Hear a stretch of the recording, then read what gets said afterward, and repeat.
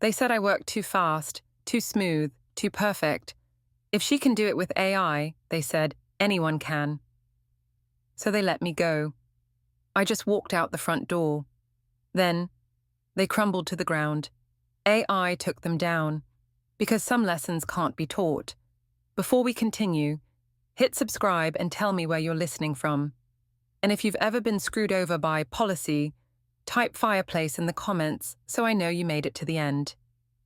They called me the Speed Demon, which always made me laugh. It wasn't the kind of nickname I wanted, but it stuck.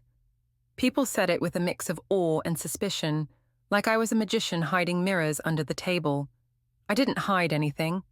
I just knew my way around the house I helped build. Most mornings looked the same. I woke up before the sun, brewed strong coffee, and reviewed my little black notebook at the kitchen table. It wasn't fancy, just pages and pages of if this, then that. Not code, not diagrams. Plain English. If a change touches logins, check passwords don't break. If we move anything about how money is counted, confirm the totals twice. One by the system, one by hand. Little things that kept us safe.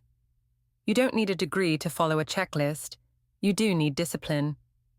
On the radio, a cheerful voice talked about how artificial intelligence would do the boring parts so workers could be creative. I smiled into my coffee. Creativity is nice, if the lights stay on. At Nimbusware, the lights were always on when our clients needed them. Small clinics, non-profits, a few big fish who liked our dashboards because they were clear and fast. Everyone liked fast. No one notices safe until the day it disappears. My desk sat near a window that looked out over a grey parking lot and two brave trees. I kept it clear. Notebook, mug, a photo of my parents, and a tiny brass turtle I rubbed when I needed to slow down. Across the aisle, the new wall-sized poster shouted in giant letters, "Go faster." Somebody had added a sticky note under it that said, "With brakes." I didn't ask, but I wanted to hug whoever wrote it. "Morning, Erica," our product manager sang as she passed by. "Can we squeeze in that new filter button before the demo tomorrow?" "We can," I said, "but we'll test it like it's going to lie to us." She laughed like I'd told a joke. It wasn't a joke. Here's my secret. I used the same AI tools the juniors did. I liked them. They were great at the heavy lifting, like a power saw, clean cuts, strong muscle. But you don't hand a power saw to someone who doesn't know what a finger is worth. I used the tools to draft, to proofread, to speed up the grunt work. Then I checked the edges myself. By noon, I had the filter button working. Then I tried to break it. I shook it hard to see if screws would fall out. I ran it with empty data, weird data, too much data. I made it lie and then watched how it lied. When it finally behaved, even when I was being unfair, I wrote down the steps I took to tame it, again in plain words. Then I set a reminder in the system. If we ever move this piece, check these 5 things. People called that slowness. To me, it was seatbelts. "Wow, Erica," said Jamie, one of the junior devs, leaning on my desk. He was a bright kid with good instincts, but the attention span of a sparkler. "You shipped that in what, 4 hours?" "6, I said. 2 to build, 4 to keep us out of the news." He laughed. "AI really is a cheat code, huh?" I looked at my brass turtle. Only if you know when not to press the button. Once, a few months back, I'd caught a pattern most people would miss. It was like hearing a familiar car suddenly tick in a new way. I followed it to a harmless-looking change someone had made after lunch. The change wasn't evil, it was lazy. It assumed the world was simple. I rolled it back, added a guardrail, and wrote in big letters in my notebook. "Never run cleanup on the real thing. The real thing is sacred." I didn't tell anyone a hero story. I didn't need a medal. I just slept well. After the demo, the Slack channels lit up. The clients loved the filter. "Lightning fast," someone called it. "AI for the win," one of the execs wrote in the public channel, confetti emojis marching across the screen. I stared at the message for a long second. AI for the win. Sure, it helped, but the win was the dull part no one saw, the dry run I did at 6 a.m., the edge cases I tried, the second set of eyes I borrowed from a teammate who hates me doing favors for him because he says I never owe him back an equal value. He's wrong. I always pay. In the break room, the CTO was holding court at the counter, stirring sugar into his tea like he was conducting an orchestra. He loved lines that sounded like TED Talks. This is the future, he was telling a group of managers. AI lets us move senior work downstream.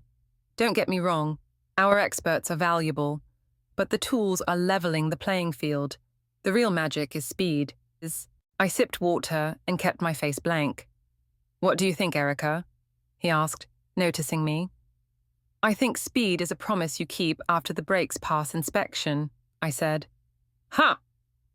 He clapped once. Exactly. That's why we have you. The managers nodded like bobbleheads. I excused myself before I said something that would live in someone's inbox forever. In the elevator, I met the two newest hires, the vibe coders, as folks were starting to call them. They were polite, hungry, and proud of how quickly they could get things done by chatting with the assistant. I liked their energy. I also worried it would steer them into a wall. You two settling in? I asked. Loving it, one said. We're on a mission to clear the backlog. The backlog will outlive us, I said. Make friends with it. They laughed like I was joking. I wasn't. At 5, I reviewed my checklists one last time and sent a short note to the team. We touched the part that messes with numbers. Anyone see anything odd? Tell me, even if it feels dumb. I meant it. Most disasters start with a tiny, "That's weird." On my way out, a VP stopped me in the hallway. Erica, quick thing.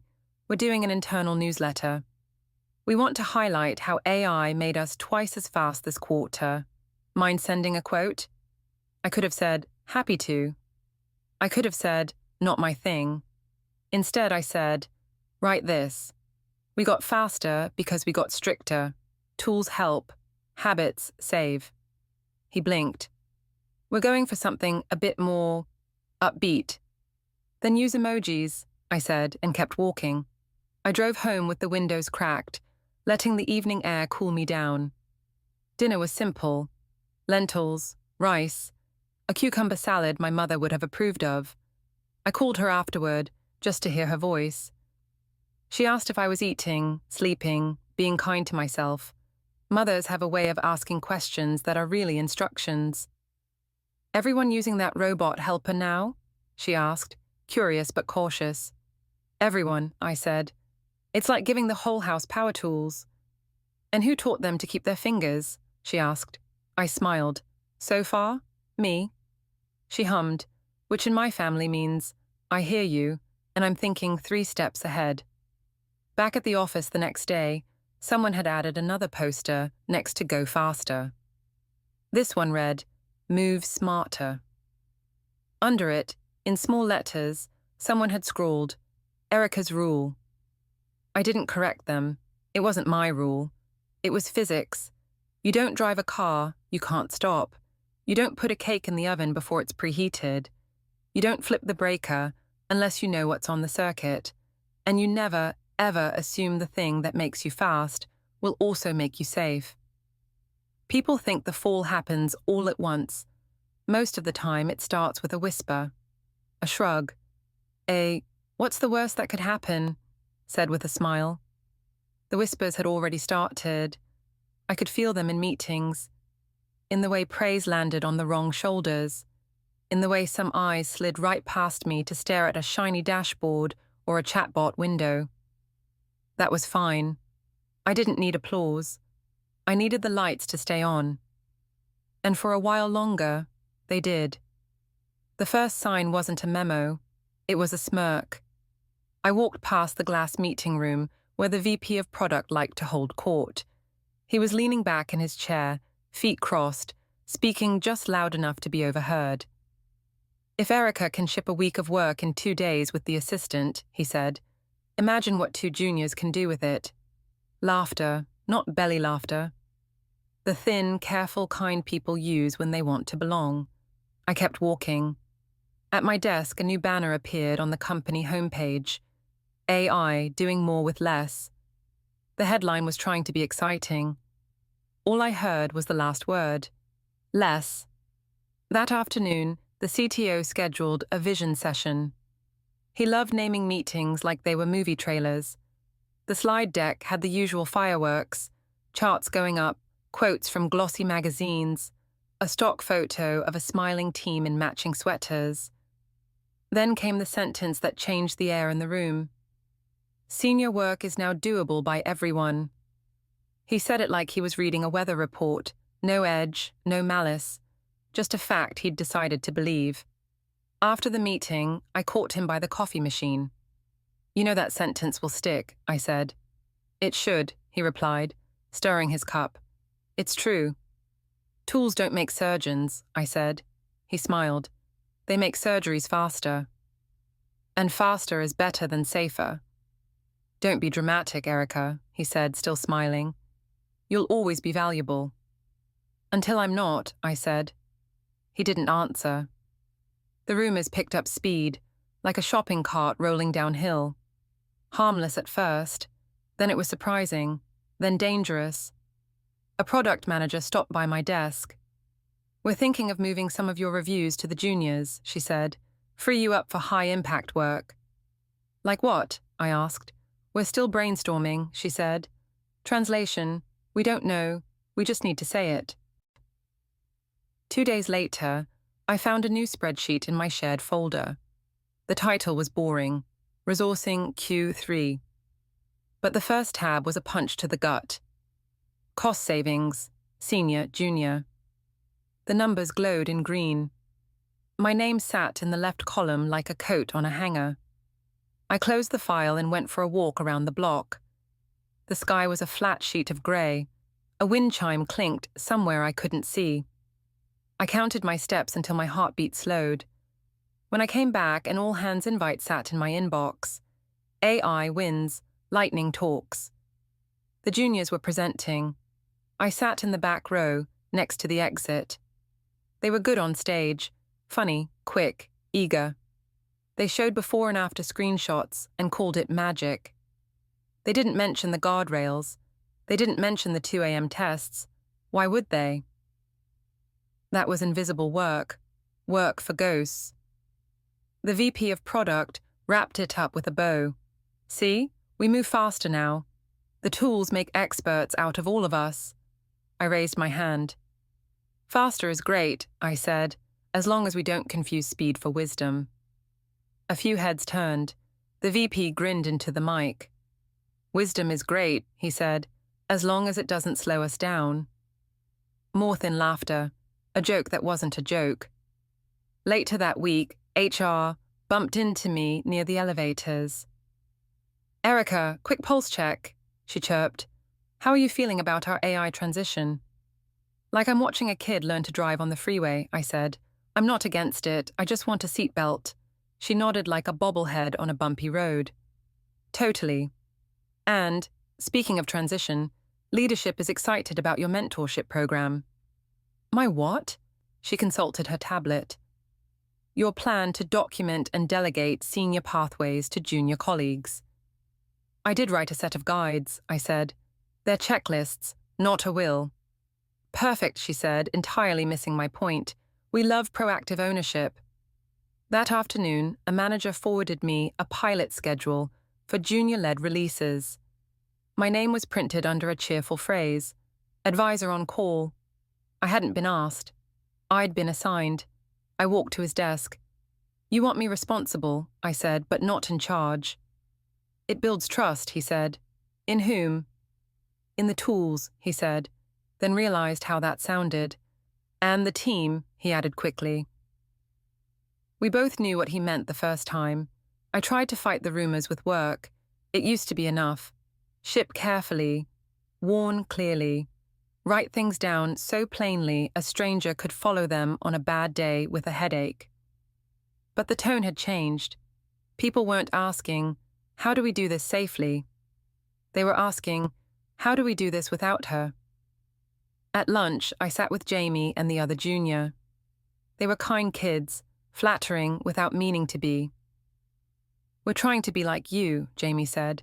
"Fast." "Be thorough," I said. "Of course," he said.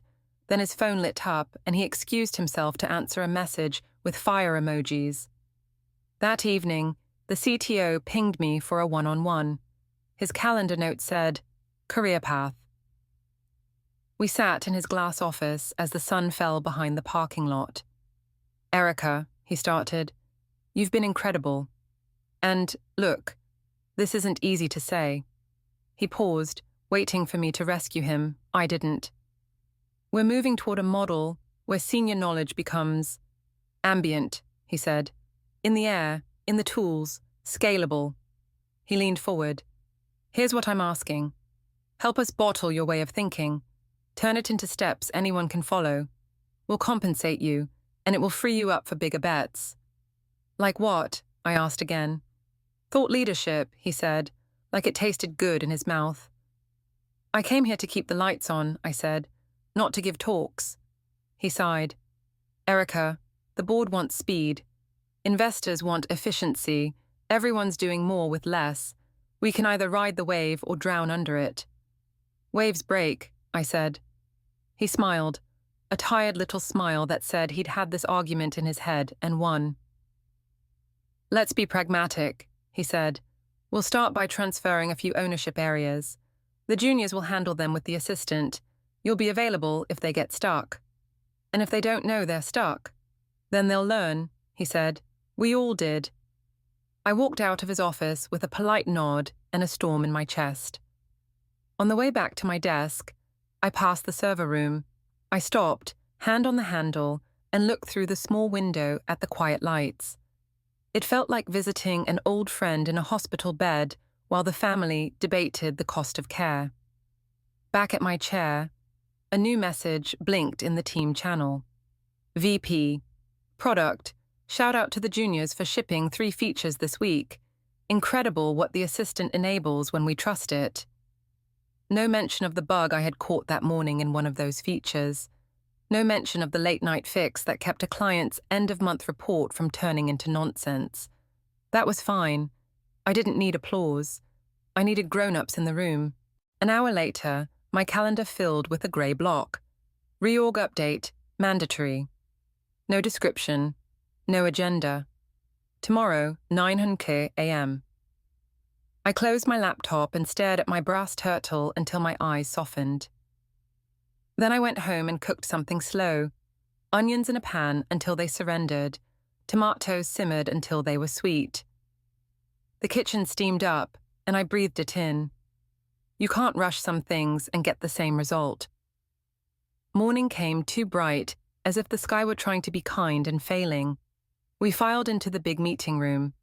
Someone had set out muffins. Someone always sets out muffins when they're about to hurt you. The CTO cleared his throat. The VP of product clicked to the first slide. Right people, right seats. And just like that, the whispers became policy. They told me on a Wednesday. Not a Friday, like you'd expect. Not the end of a quarter, or after some messy PR disaster, or when numbers looked bad. Just a regular Wednesday, right after the team stand-up and before I'd finished my first cup of tea. The meeting invite popped up at 8:57 a.m. No subject line, just a room number and in-person only, written in bold. I already knew.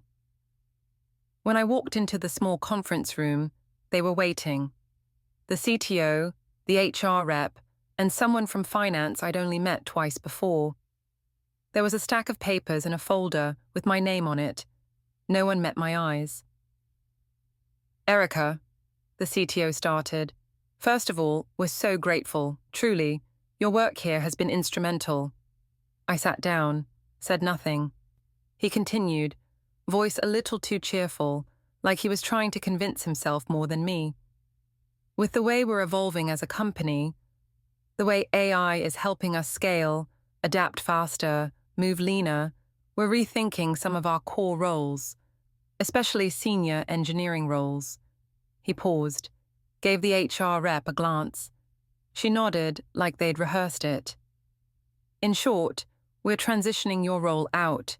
Not because of performance, God no. You've been one of the best." I didn't blink. "We're bringing on 2 junior developers who'll use the same tools you've used.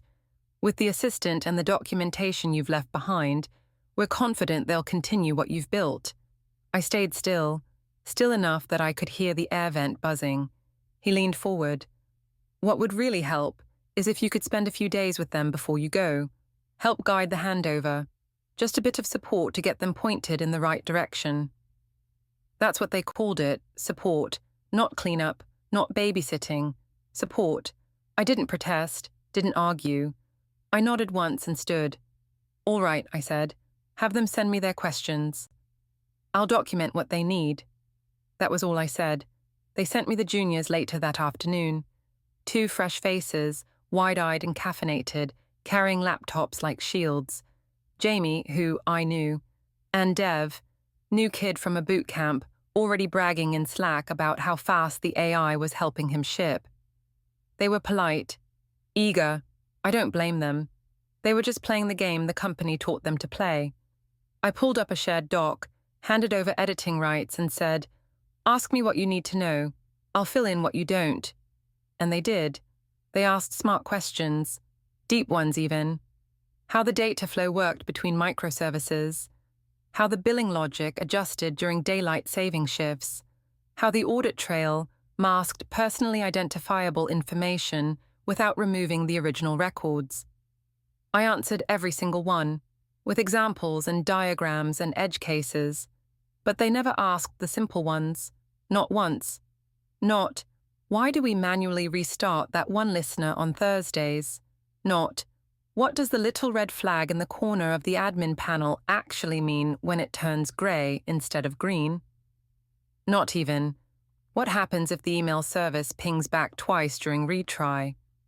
They got the bones, the meat even, but they left the tendons, the cartilage, the parts that actually make the whole thing move. It reminded me of something my grandfather used to say about clocks. He had an old wall clock in his shop.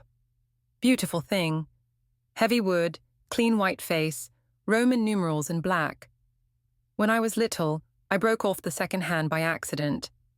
The clock still ticked, still chimed, still looked complete from a distance. But it wasn't. You couldn't see the seconds, couldn't feel time the same way, and if you ever tried to sync it up to another clock, you couldn't.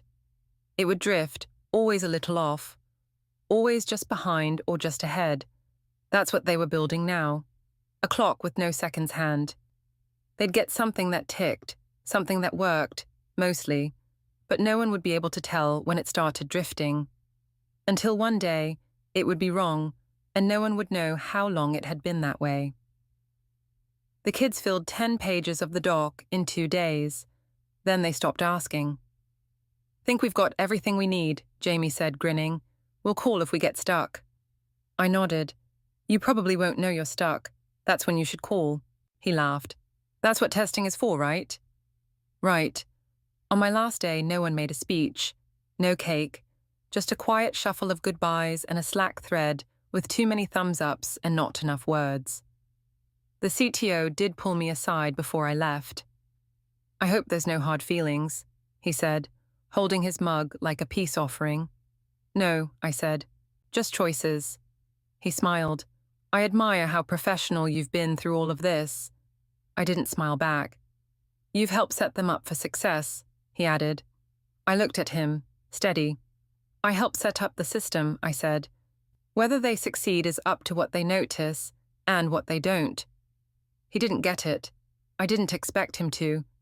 I walked to the door slowly, fingers grazing the hallway wall one last time. The scuff mark from when I dropped my coffee on my second week is still faintly visible. I paused at the threshold, not because I doubted, but because I remembered. My first day. The sticky note someone left on my monitor said, "You've got this." The feeling of being needed. I looked over my shoulder, just once. No one was watching. I stepped through the door and didn't look back. Let them run it on vibes and confidence. Let them think AI could replace the years I spent learning what not to touch and when not to trust it. They'd built a new clock now. I just hoped someone noticed it was missing a hand. It happened 31 days after I walked out of that building. I know because I still check the calendar every morning. Not because I missed them, not because I cared, just a habit. You don't spend years babysitting a live system without counting the days since you last touched it. And on day 31, something in my gut turned cold. It started with a LinkedIn post. Jamie again.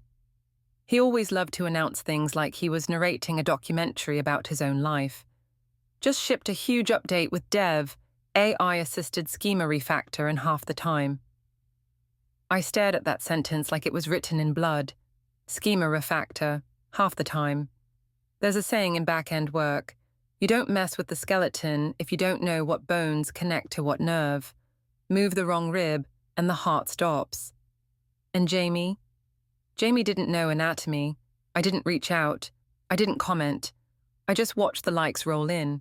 Executives, junior devs, investors who didn't know what a schema was, all cheering like someone had just reinvented gravity.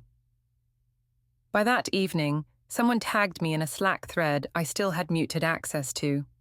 Old habits. Anyone else having issues with the dashboards? Login failed for some users.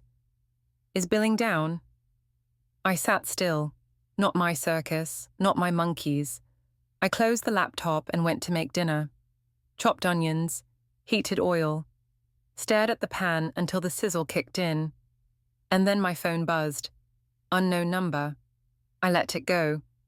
Then it buzzed again. Same number. Then a different one. Then another. By the 6th call, I knew. They'd pulled the trigger. I poured my tea and sat down at the kitchen table, finally opening the messages. The CTO first. Hi, Erica. We've run into a small snag. Could use your eyes on something. Urgent. Please call when you get this. Then HR. If you're available for some light consulting, we'd love to bring you in short term. Fully paid, of course. Then Jamie, his message starting with, I think we broke something.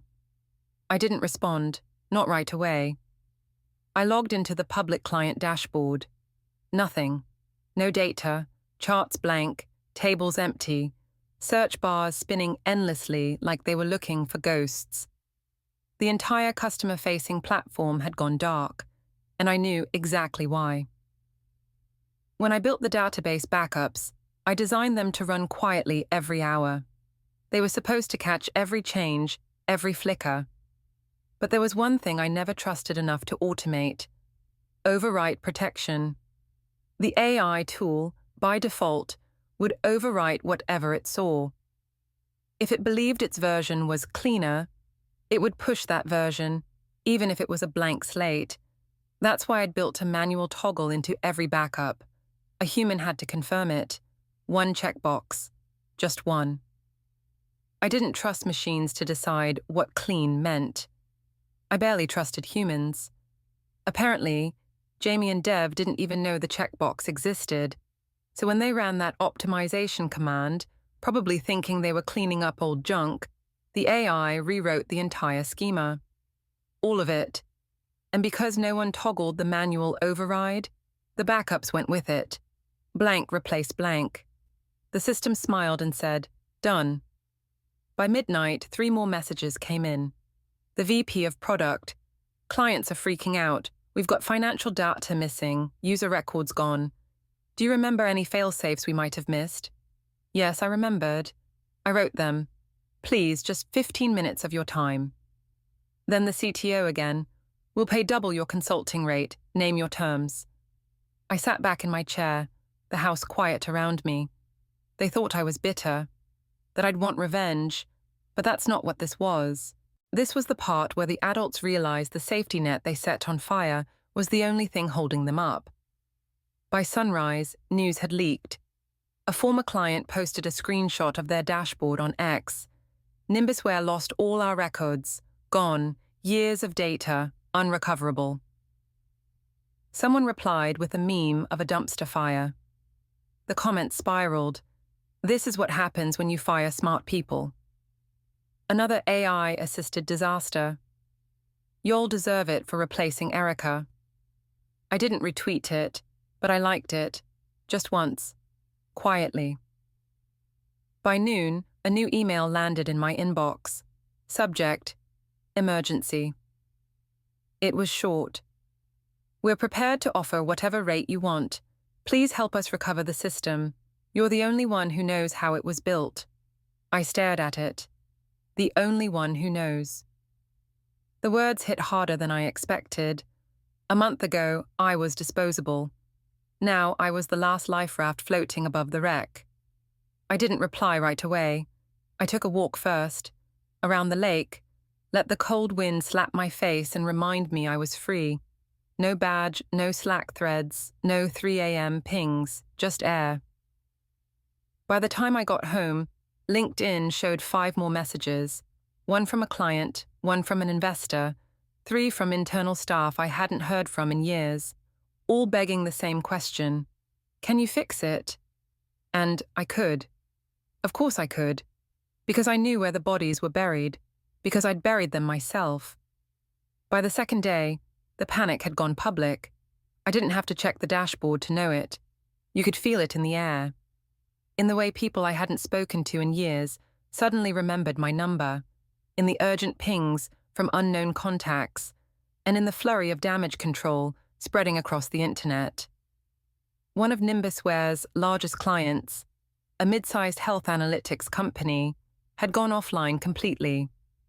They'd trusted Nimbusware with their appointment scheduling system, patient intake forms, and internal analytics.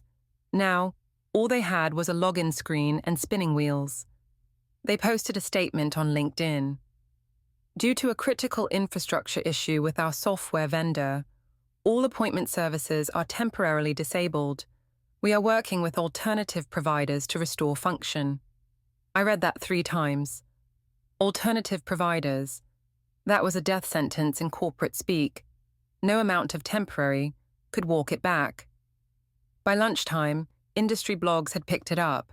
Startup Nimbusware suffers massive data loss after AI-assisted refactor. Human engineers replaced, then this happened.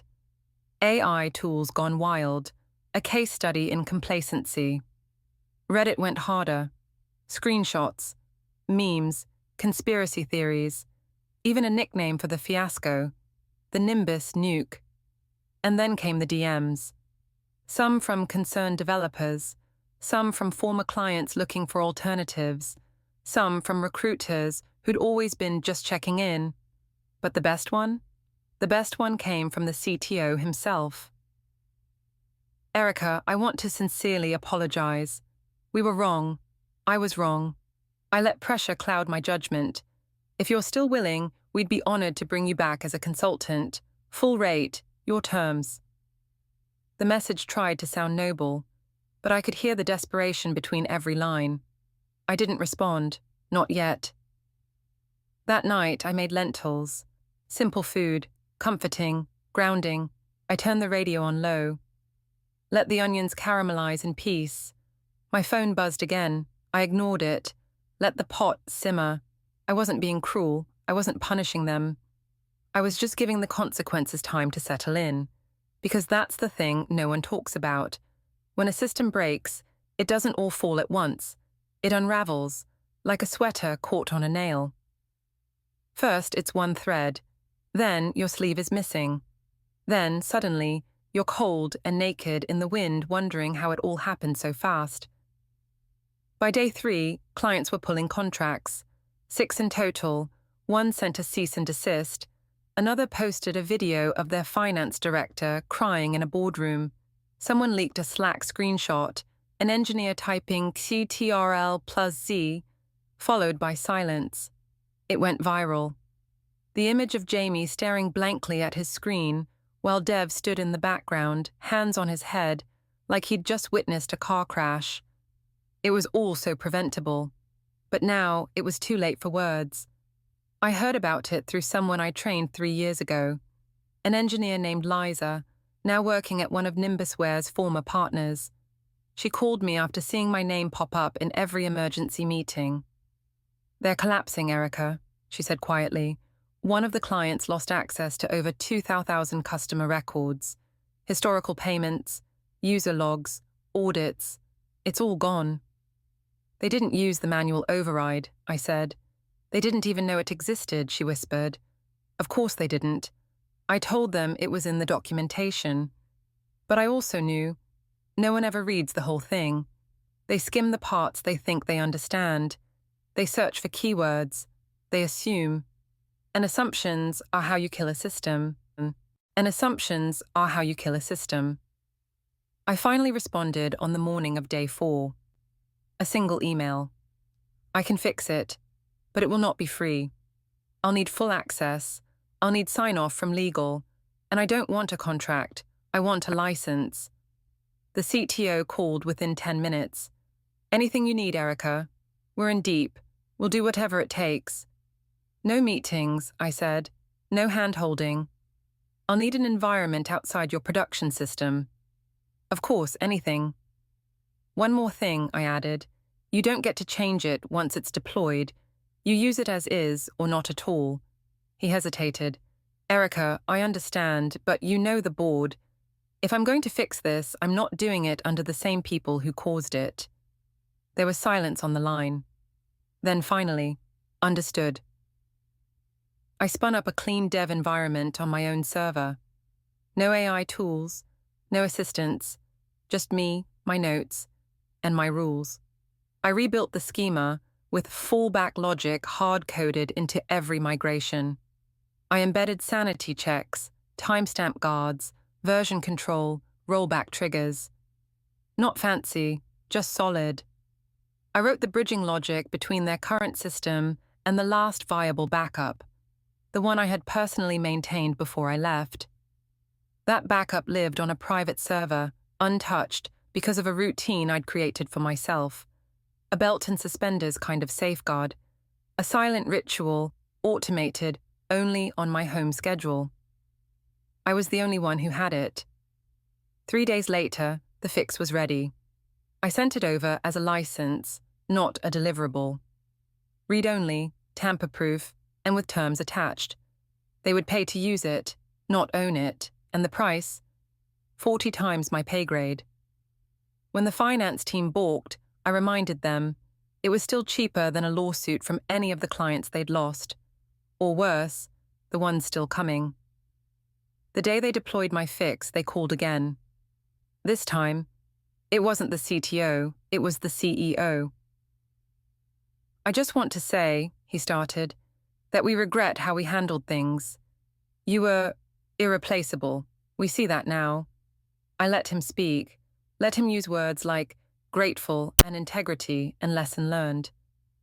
Then he got to the point. "We'd like to bring you on in a leadership capacity. Permanent. Executive level. You name the title." I smiled. "I already have a title." He paused. "What's that?" "Owner." I didn't pick up the first time he called, or the second, or the third. Each time the caller ID lit up, Nimbusware, CTO. But I wasn't in a rush. I was folding laundry when he left the first voicemail. "Erica, it's Daniel. Look, I know this is a long shot, but we're really struggling here. The fix worked, but we're getting stuck connecting it to the legacy system. Can we talk?" He didn't sound arrogant anymore. He sounded tired, humbled. On the 4th call, he didn't leave a message, just hung up before voicemail kicked in. I let it sit. I wanted him to stew for a while longer, not to be cruel, but because silence teaches faster than lectures. It wasn't until the 7th attempt that I answered. I waited just long enough for him to believe I wouldn't. Then I picked up, calm as ever. "Erica," he said, his voice cracking with relief. "Thank God." I didn't say anything. He kept going. "Look, I know we messed up. I know. But we need your help. The patch you gave us, it's brilliant, but our engineers don't understand how to bridge the live environment with your schema. We're getting version conflicts, unhandled nulls, audit trail mismatches. Did you read the license terms? I asked, cutting him off. A pause. Yes. Then you know you're not authorized to modify it. I know, he said quickly. That's why we want to bring you in again. Officially. Full access, full authority.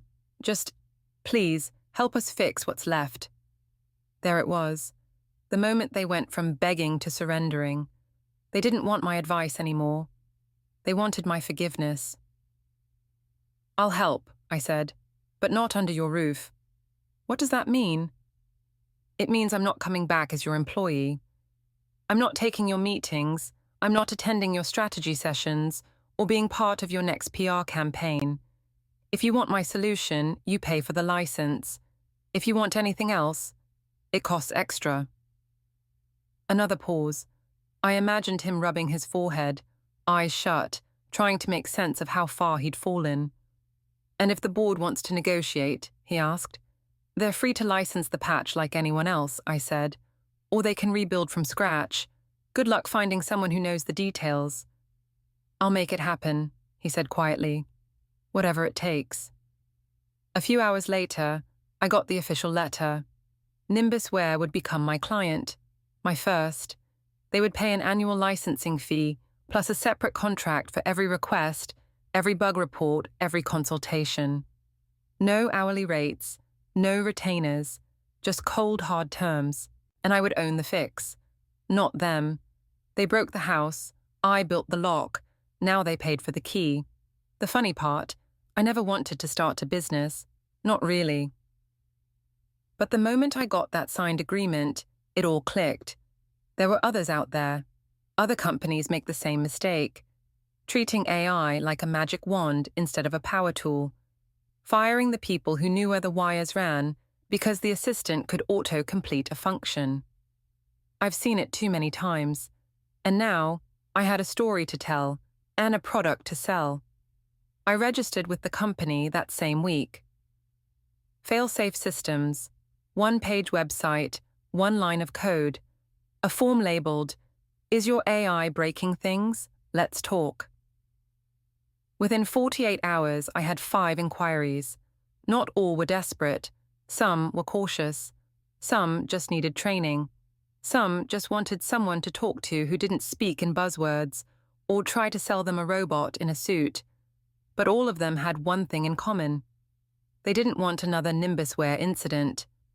They had seen what happened when companies chase speed and forgot how things break. I didn't need marketing.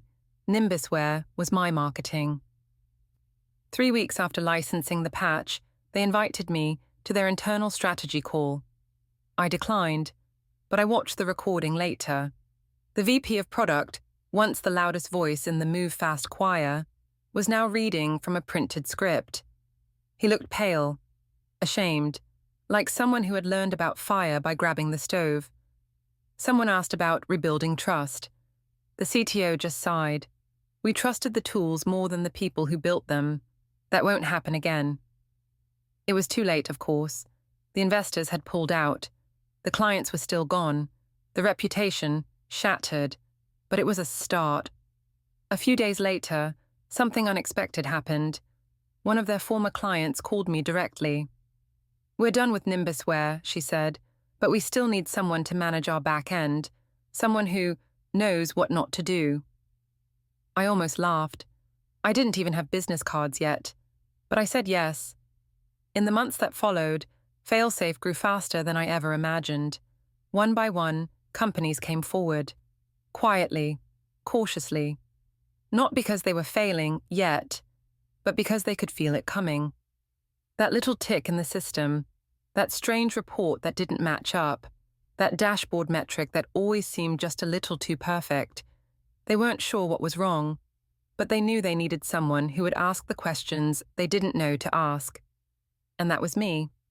At night, I'd sit in my office, tiny, rented, barely big enough for a desk and a kettle, and reread the first client invoice, the one I'd sent to Nimbusware. I'd smile every time I saw the total, 40 times what I used to earn there.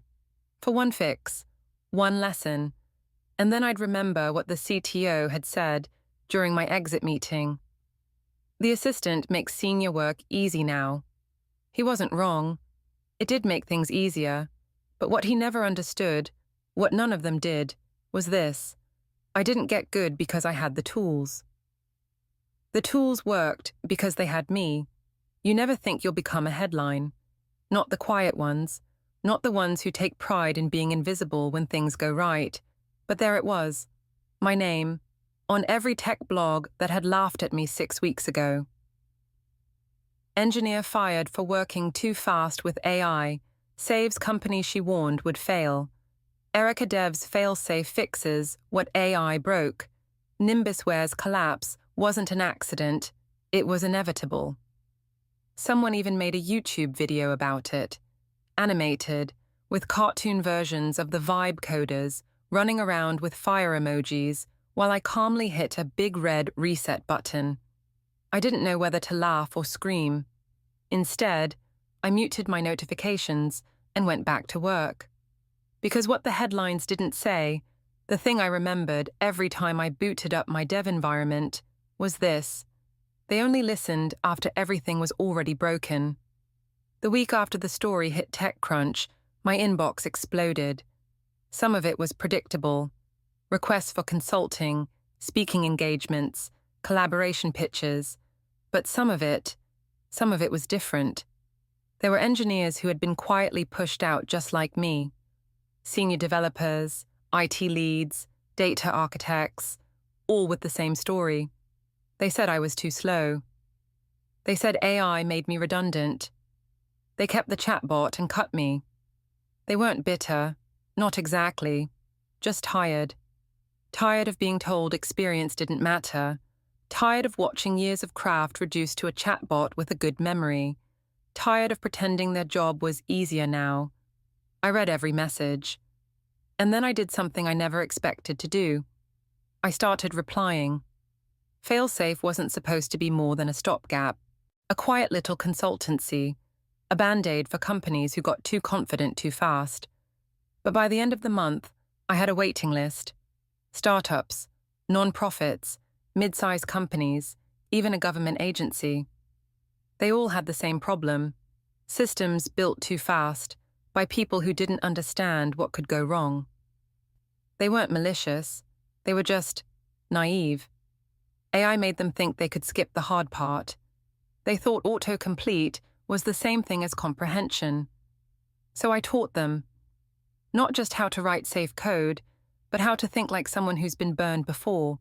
And slowly, I started hiring. 2 contractors first, then 4, then a small remote team, all experienced, all previously let go from jobs that said their institutional memory wasn't scalable. Turns out, memory was our best product. As for Nimbusware, they limped along. They survived, technically. But survival isn't the same as recovery.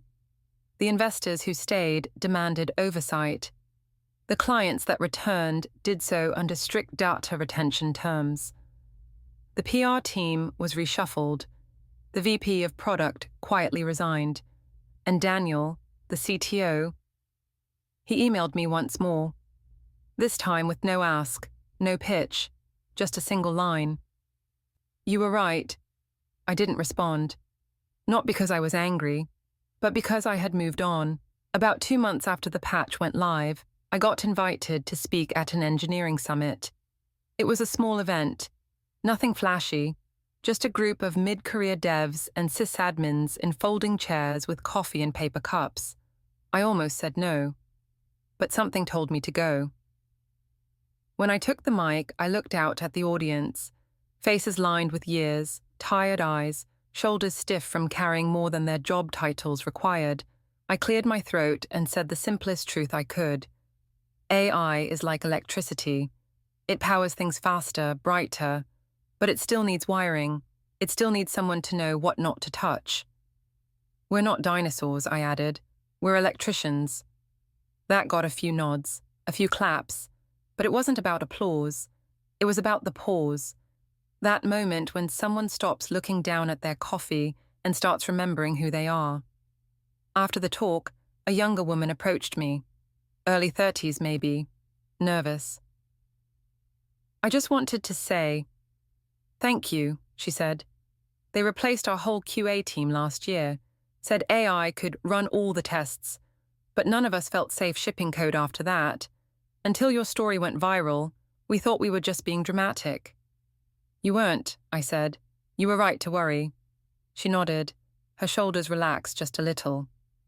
We printed your quote on the team whiteboard, she said, smiling. The one about electricity. I drove home that night in silence. No music, just headlights and highway hum. Somewhere between exit signs, I thought back to that moment, the one in the conference room, when they told me I was no longer needed. I remembered how still I had stayed, how quiet I had been. They thought I was calm, but really, I was waiting. Waiting for the system to prove me right. Waiting for the moment they'd realize. The most dangerous person in the room is the one who sees the fire coming and says nothing, because they already wrote the evacuation plan. One morning, about 3 months after the fallout, I got a letter in the mail. Not an email, not a Slack ping. A real envelope, hand-addressed. Inside was a simple card with neat handwriting. Thank you. You saved our non-profit's grant audit. Without your fix, we would have lost funding for 2 years. It wasn't signed with a company name. Just Jasper, tech admin, age 57. That one hit harder than all the articles combined. Because that was the kind of person I had always worked to protect. The ones who didn't trend on Twitter. The ones who didn't write Medium posts about their side projects. The ones who just quietly kept the lights on, until someone told them the bulbs were now self-sufficient. It's funny how fast everything can break, but it's even funnier how long it takes to fix what arrogance shatters in a single decision. Nimbusware had learned that the hard way. The industry was starting to learn it too. And me? I was just getting started. I was standing in line at a coffee shop when the email came in. The place was loud, buzzing with people pretending to answer emails while really just waiting for their names to be mispronounced on cardboard cups. I was on my phone, skimming through onboarding notes for a new client who'd accidentally deleted a week of billing records trying to clean up deprecated objects using AI suggestions. I shouldn't have smiled when I read that, but I did. I was still smiling when a new message popped into my inbox. Subject, we'd like to talk. It was from Janice, a former client, director of engineering at Halcyon Metrics. We hadn't spoken in over a year. Back then, they were on the fence about AI, but leaning hard into it after some consultant sold their board a shiny vision deck titled, Velocity is the New Stability. They laid off 5 backend engineers that same quarter. I tapped open the email. Hi, Erica. I've been following your work with Failsafe. Impressive, to say the least. What you pulled off with Nimbusware was masterclass-level triage. Halcyon's rebuilding. Our systems are fragile. Our confidence, even more so. I'm writing to ask, would you be interested in joining us as VP of Engineering? Full autonomy. Executive seat. Triple what you made at Nimbusware. We need someone who understands how this stuff really works. Let me know, Janice. I read it twice. Then once more, slowly. Triple what I made. Full autonomy. The thing I'd always wanted, being handed back to me with a bow. But what caught me off guard was how easy it would have been to say yes, to slip right back into the seat, the meetings, the title, the safety. And yet, I didn't reply, not immediately. I picked up my coffee, walked out into the crisp air, and sat down at a quiet bench just around the corner. And I thought, not about the salary, not even about the prestige. I thought about how much I used to believe a good role could protect me, that if I just worked hard enough, stayed late enough, documented thoroughly enough, no one could take away what I'd built. But then I remembered sitting across from the CTO at Nimbusware while he told me my role had been sunset. They sunsetted me, even with spotless code, even with a notebook full of safeguards, even with perfect uptime. Later that afternoon, I replied to Janice, not with a yes, with something else. Hi, Janice. First, thank you. Truly, that offer is generous, and it means a lot coming from someone like you. But I've learned something these past few months. Something I wish I had known earlier. I don't need a title to do the work that matters. What I'm offering instead is a licensing agreement, a product. What your team needs isn't just a leader. It's a system that remembers what happens when you forget. It's called Failsafe Prime. A customizable recovery-first framework that plugs into your existing environment and builds guardrails before the fall happens. No AI prompt engineering, no fancy dashboards, just logic, boundaries, history. It will cost the same as your offer. But you won't pay me a salary. You'll pay for peace of mind. And that's a bargain if you ask me. Let me know. Erica. She didn't reply that day. I figured she'd forward it to legal, maybe to the CFO. Maybe she'd print it out and sit with it over wine, wondering how the industry got here. How hiring someone who knows where the wires are buried became so rare that it had to be licensed instead. She replied 2 days later. Erica, we're in. Send the contract. Just like that, my fix had become a product. My instinct, a model. My caution, a company. I called the team together on Zoom that weekend. 4 of us now, all remote, spread across time zones. Every single one of them had been streamlined or optimized out from some fast-moving AI-hyped startup that collapsed weeks later. We weren't rebuilding what had been lost. We were building something smarter. I have news, I told them. We're licensing, not just patching, not just consulting. We're drawing the line before the cracks appear. They all nodded. They'd seen the cracks. They'd lived them. They'd fallen through more than once. Over the next month, Failsafe Prime rolled out quietly, like a backstage crew slipping into a production that had already gone off script. We didn't redesign systems. We didn't rebuild from scratch. We just stopped the bleeding. We taught teams how to ask better questions.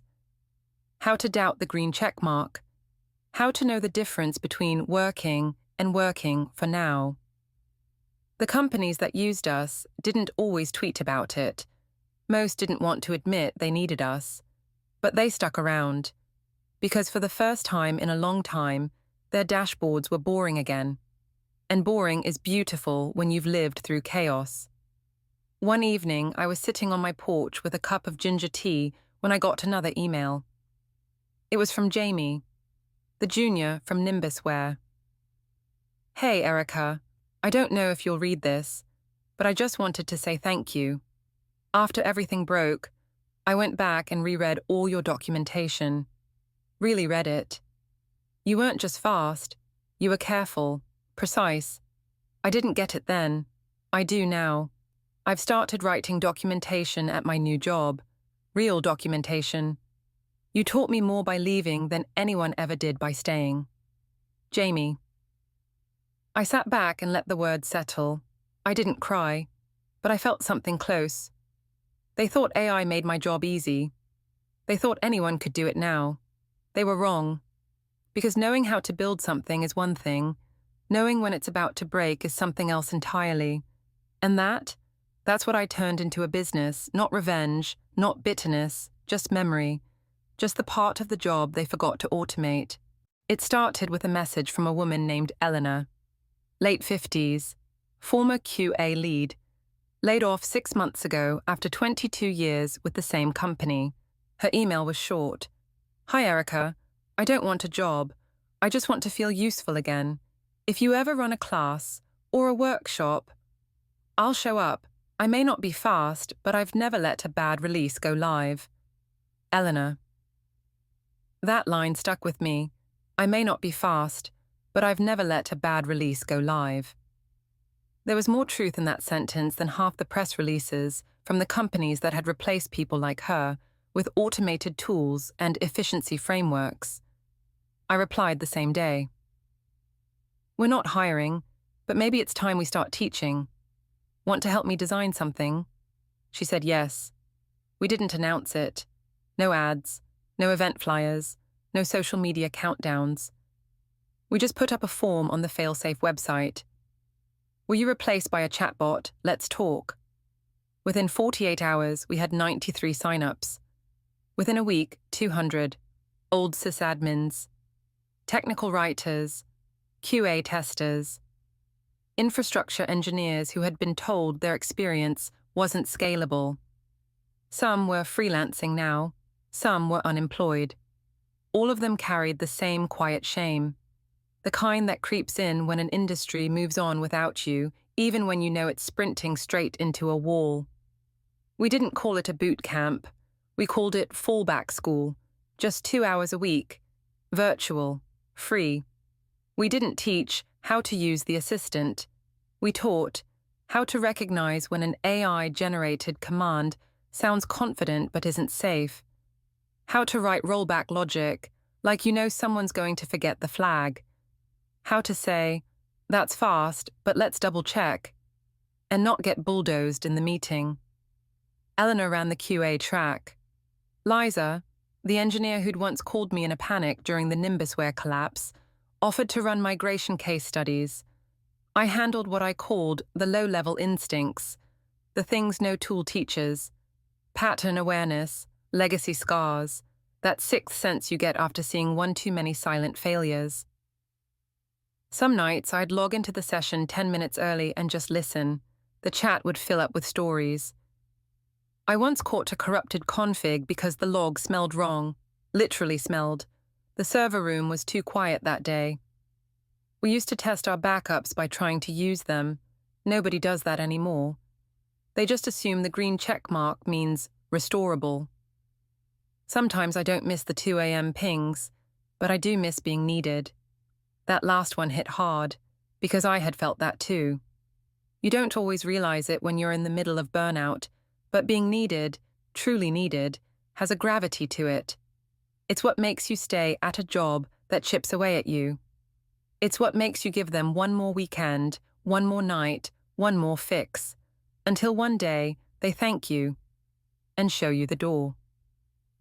One afternoon, I got a handwritten letter in the mail from a man named Calvin, network architect. He'd been unemployed for 10 months.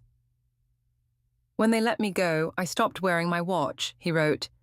I didn't realize how much I'd wrapped my identity in keeping the system alive. Your workshop gave me something to do at 9 a.m. again. It reminded me I'm not broken. The industry is just confused. I hung that letter above my desk, not for pride, for perspective. By spring, we had 3 rotating cohorts of learners, not just cast-offs, not just leftovers. These were the keepers of context, the ones who understood why backups aren't backups unless you've tested the restore. The ones who remembered the outage in 2016 because they fixed it. The ones who knew where the warning signs were. Not because they read them in a manual, but because they wrote the manual. Tech conferences started inviting me to speak. At first, I said no. I didn't want to be anyone's keynote. I didn't want to be a LinkedIn celebrity. I didn't want to stand on stage next to VC-funded founders and be treated like the cautionary tale who made good. But one conference, a smaller one in Minneapolis, phrased the ask differently. Would you be willing to tell people what you wish someone had told you before they made you obsolete? That hit different, so I said yes. I didn't prepare a deck, just notes. I stood on stage in front of 400 attendees and said, this industry has confused tools with talent. They think because the hammer is faster, we no longer need carpenters. They forget the hammer doesn't know what not to hit. Experience isn't slow, it's selective. And if you think the assistant makes your job easier, it probably means you haven't seen a real failure up close. The room went quiet, then a few nods, then a few tears. I ended with the one thing I wanted every displaced, sidelined, overlooked builder to remember. We're not dinosaurs. We're the reason the last disaster didn't become a catastrophe.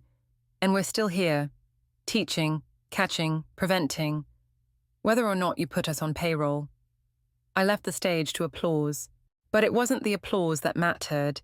It was the message I got later from a junior dev in the crowd. I never thought to ask why we have those weird logging rules. Now I want to know everything. Can I sit in on your next workshop? That's when I knew the story wasn't just about saving companies. It was about passing on memory. You can automate a lot of things, but you can't automate trust. You can't automate gut instinct. You can't replace a person who's already lived through the failure you're still trying to imagine. That was the lesson, and it wasn't mine alone anymore.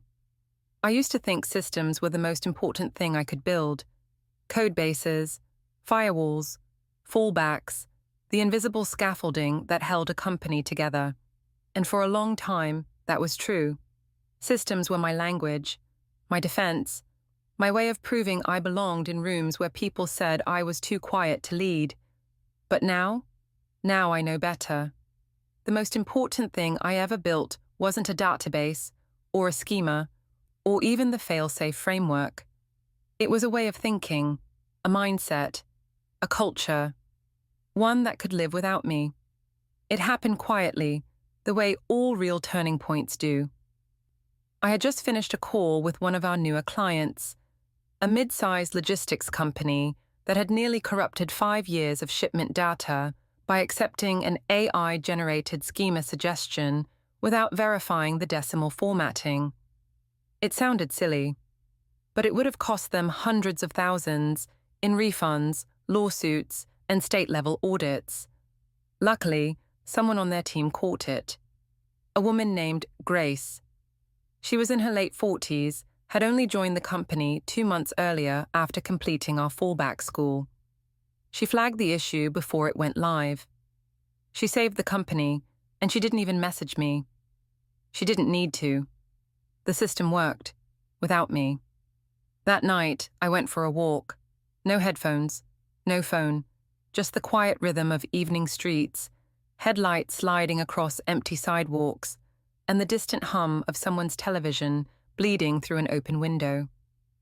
I thought about my parents. They used to say that success wasn't about how high you climb, but about how well the ladder holds after you've let go. And maybe, for the first time in my life, I had finally let go. The next morning, I called a meeting with my team. Just to check in, they thought. But I had news. Starting next quarter, I said, I'm stepping back from the day-to-day. They stared at me. What do you mean, stepping back? Liza asked. Not disappearing, I clarified. Just stepping back. I'll advise. Mentor. Guide. But you're the ones carrying this forward now. Why? Eleanor asked gently. Because it's time, I said. Because we're no longer just preventing collapse. We're building resilience. Because I trust you, all of you. They didn't speak for a while. Then Jamie, who had joined us months after leaving Nimbusware, finally nodded. We got this, he said. We're not just fixing problems anymore. We're teaching people to avoid them. And that was it. No fanfare, no going-away party. Just a quiet passing of the torch from one pair of calloused hands to the next. The weeks that followed felt strange at first. My calendar suddenly quiet. My inbox no longer on fire. I spent mornings reading, gardening, cooking things that took hours. I even joined a pottery class. There's something healing about shaping clay with your hands, about slowly spinning something into form, knowing that even if it cracks in the kiln, it still teaches you something, and I realized that's what all of this had been.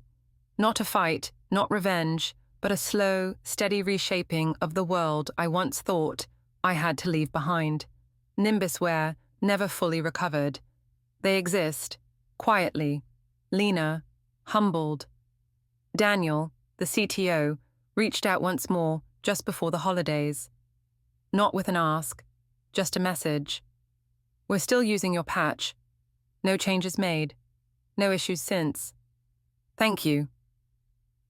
I stared at the screen for a long time. Then I replied with 2 words. Use it well. Failsafe lives on, as a company, as a philosophy, as a gentle refusal to let speed replace thoughtfulness. And Fallback School? It grew. We published a guidebook, now used in 4 community colleges. Companies started integrating our lessons into onboarding, and every so often, a new engineer reaches out and says, I caught a bad change before it went live, because of your workshop. That's how I know we've won. Not because we stopped a disaster, but because fewer disasters needed stopping. I keep a framed print above my desk now. Just one sentence, painted in simple, clean lettering. Speed is a promise you only keep when the brakes work.